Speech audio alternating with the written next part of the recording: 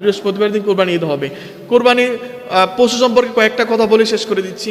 যেমন কুরবানির প্রথম কথা হচ্ছে, আমরা কুরবানির কুরবানিটা দিব একমাত্র আল্লাহ তাআলার জন্য। কার জন্য? এটা ডিরেক্ট ক্লিয়ার। আমার কথা বুঝতে পারছেন আপনারা? কুরবানি কার জন্য দিব? আল্লাহর জন্য।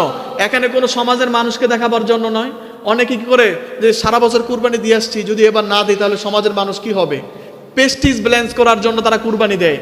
অনেকে সুদে টাকা এনে পর্যন্ত কুরবানি দেয় সমাজের স্ট্যাটাস রক্ষা করার জন্য। ওর তো ইমান চলে গেছে না আগেই। আল্লাহ তাআলা সামর্থ্য দিয়েছেন, কুরবানি দিবে একমাত্র কার জন্য? আল্লাহ তাআলার জন্য। আবার অনেকে নিয়ত করে যে এবার মেয়েটা বিয়ে দিছি, যদি কুরবানি না দেয় তাহলে বিয়ের বাড়ির মানুষ কি কইব, এই হিসাব করে কুরবানি দেয়, অনেক চিন্তা করে। কিন্তু যত এই সমস্ত দুনিয়াবি চিন্তা আছে সব চিন্তা বাদ দিতে হবে। আমি আমার কুরবানি দেব, আমাদের জাতির পিতা ইব্রাহিম আলাইহিস সালামের কুরবানি করে গেছেন, আমি সেই দিকে স্মরণ করে আল্লাহর জন্য আমি কুরবানি দিব। সুবহানাল্লাহ পড়েন। তারপরে হচ্ছে শরীকের যে বিষয়টা, আমরা বিশেষ করে আমরা যে গরুর মধ্যে মহিষের মধ্যে 7 ভাগে কুরবানি দেই, তাই না? 7 শরীকে কুরবানি দেই। 7 শরীকের মধ্যে খেয়াল রাখতে হবে আপনি প্রত্যেকটা শরীকের নিয়ত ঠিক আছে কিনা। আপনি 6 জনের নিয়ত ঠিক আছে যে আল্লাহর জন্য, এর ভিতরে একজন অন্য নিয়ত করে কুরবানি দিতেছে আপনাদের সাথে ভাগে, তাহলে কুরবানি সবারটা বাদ হয়ে যাবে। কুরবানি কি হয়ে যাবে? সবারটা বাদ হয়ে যাবে। এটা খেয়াল রাখতে হবে।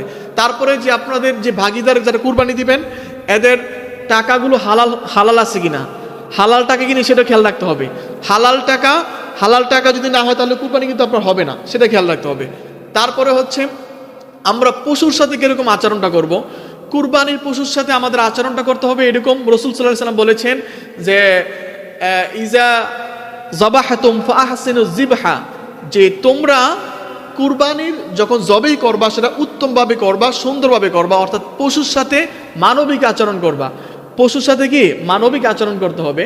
যেরকম আপনি যখন কুরবানি গরুটা নিয়ে আসবেন, দেখবেন মোটা তাজা হৃষ্টপুষ্ট, চোখ হাত নখ সব মানে হাত পায়েগুলো সব ঠিক আছে কিনা সেগুলো দেখবেন। তারপরে হচ্ছে এগুলো দেখার পরে তারপরে আপনি যখন কুরবানি পশুটা নিয়ে আসবেন তখন এটাকে খুব মায়ের সাথে নিয়ে আসবেন, আদবের সাথে নিয়ে আসবেন, পশুটাকে আপনারা কষ্ট দিবেন না। তারপরে হচ্ছে বিশেষ করে কুরবানি যখন আপনারা জবাই করবেন, জবাই করার সময় যারা মানে হুজুর যখন কুরবানি জবাই করবে তখন সাথে মানুষ যারা থাকবে না, যখন কুরবানি জবাই করবেন বলবেন বিসমিল্লাহি আল্লাহু আকবার। শুধু হুজুর বলবে না, সবাই বলবেন। কি বলবেন? সবাই পড়বেন বিসমিল্লাহি আল্লাহু আকবার। তারপরে হচ্ছে অনেক সময় পশু জবাই করার পরে অনেকে কি করে, গলার ভিতরে একটা ছুরি দিয়ে ঘাই দেয়, গুতা দেয়। এটা কিন্তু অনেকে করে, তাই না? এটা কখনই করবেন না। কারণ একটা জবাই হওয়ার জন্য 4টা রগ কাটতে হয়, খাদ্যনালী, শ্বাসনালী বা শ্বাসনালী আর হচ্ছে 2টা ঘাড়ের মাঝখানে 2টা রগ, ঠিক আছে? এটা কাটলে কুরবানি হয়ে যাবে। আপনাকে তো মানে ঘাড় কাটতে বলা হয় নাই। অনেক কি করে গরু জবাই করার পরে গরুর মাঝখানে ছুরি দিয়া, ছোট ছুরি দিয়া পার দেয়। এটা যদি করেন তাহলে আপনার কুরবানি বাদ হয়ে যেতে পারে। কিভাবে বাদ হয়ে যেতে পারে? কারণ 4টা রগ কাটার পরে এই প্রাণীটার রূহ বের হইতে 10 থেকে 5 মিনিট সময় লাগতে পারে। যদি এর মাঝখানে যদি আপনি তাকে ছুরি দিয়ে ঘাই দেন তাহলে এটা অপমৃত্যু হতে পারে। কিভাবে? তখন তার ঘাড়ের মাঝখানে একটা নার্ভ আছে, একটা রগ আছে, একটা মানে এটা একটা বেইন আছে, ভেরিকোস বেইন। এই বেইনটার মধ্যে যদি আপনার ওই ছুরিটা ঘাই লাগে তাহলে সে স্ট্রোক করতে পারে, হার্ট অ্যাটাক করে সে মারা যেতে পারে। তখন সে আপনার জবের কারণে মারা যাবে না, স্ট্রোক এবং হার্ট অ্যাটাকের কারণে মারা যাবে। এতে করে আপনার কুরবানি কিন্তু সহি হবে না। সেজন্য আপনারা যখন জবাই করবেন 5 মিনিট 10 মিনিট অপেক্ষা করবেন গরু থেকে কি রুটা বের হওয়ার জন্য। আরেকটা জিনিস অনেকে কি করে, ওই যে কষাই রাখে, দেখবেন জবাই করার পর গরু এখনো লড়াচড়া করতেছে, রুটা বের হয় নাই, অনেক কষারে এর ভিতরে পাও করা শুরু করে দেয়। আপনি জানেন কি এগুলো করে? কিন্তু এটা মারাত্মক জুলুম। এটা আপনারা করবেন না, কাউকে করতে দিবেন না। পশুটা যখন জবাই করছেন এটা আল্লাহর নিকট চলে গেছে, এখন যতক্ষণ পর্যন্ত সে নিথর না হবে ততক্ষণ আপনারা ওয়েট করবেন। কিন্তু ওই যে অনেকে কি করে তাড়াতাড়ি করার জন্য গরু এখনো লড়তেছে, রু বের হয় নাই, কাটাকাটি শুরু করে দিচ্ছে। এটা জুলুম, এটা কখনই করবেন না, এটা করবেন না। তারপরে দ্বিতীয় কথা হচ্ছে আপনারা কুরবানি যখন শরীকের গোশতটা ভাগ করবেন খুব সুন্দরভাবে ভাগ করবেন। যদি আপনারা করেন না, আপনাদের সতর্কতার জন্য বলছি, যদি কেউ ভাগ একটু এদিক সেদিক করে তাহলে সবার কুরবানি কি হয়ে যাবে? বাতিল হয়ে যাবে। কুরবানিতে যারা গরুতে কোটাকুরির মধ্যে সাহায্য করবে, আউট যাদেরকে নিবেন এদেরকে পারিশ্রমিক হিসাবে টাকা দিবেন, কিন্তু কুরবানি গোশত দিতে পারবেন না। যদি আপনারা জানেন, তারা গত বছর বলছিলাম, আবারও আপনাদের স্মরণ করার জন্য বলে দিচ্ছি, যাদেরকে গরু কোটার জন্য লোক রাখবেন এদেরকে পারিশ্রমিক হিসেবে কুরবানির গরুর গোশত দেওয়া যাবে না, কিন্তু টাকা দিয়ে দিবেন। হ্যাঁ, যদি সে লোক যদি দারিদ্র হয় বা মানে আমরা যেমন গরিব আত্মীয় স্বজনদের দান করি না, যদি সে এরকম হয় তাহলে অন্যজনকে যেরকম দেন তাকে সেরকম দিবেন। কিন্তু এইটা মনে করে বেশি দেওয়া যাবে না, সে আমাদের গরুটা কুইটা দিচ্ছে একটু বেশি দিলাম, তাহলে কিন্তু সমস্যা হবে।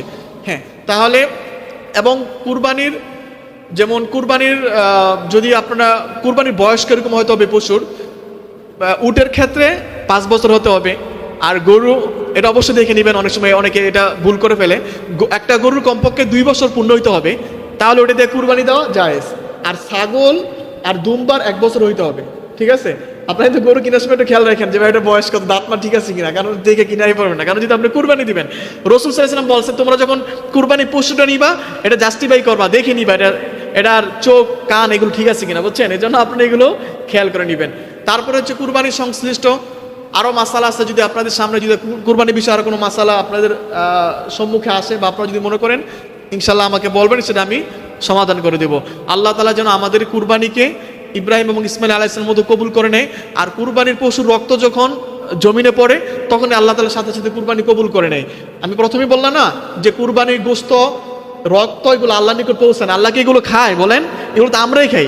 কিন্তু আপনার নিয়ত যদি খালেস হয় তাহলে এই কুরবানি পশুর রক্ত জমিনে পড়ার সাথে সাথে আপনার কুরবানি আল্লাহ কি করবেন, কবুল করে নেবেন। আরেকটা ভুল আমরা করি, যে বলি যে হুজুর আমাকে 7 জনের পক্ষ থেকে এটা 7 জনের নামে দেন, আমাকে এই গরু 7 জনের নামে 5 জনের নামে না। কথাটা এভাবে বলবেন যে হুজুর এটা আমাদের 7 জন শরীকের পক্ষ থেকে আল্লাহর নামে, কথাটা বুঝছেন?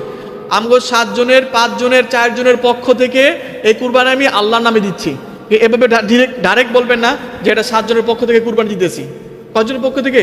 7 ভাগের পক্ষ থেকে। বলবেন না যে আল্লাহ তাআলা 7 জনের পক্ষ থেকে আমরা আল্লাহ তাআলার নামে দিচ্ছি, 7 জনের পক্ষ থেকে আল্লাহর নামে দিচ্ছি, এটা বললে এটা সুন্দর হয়। যাই হোক।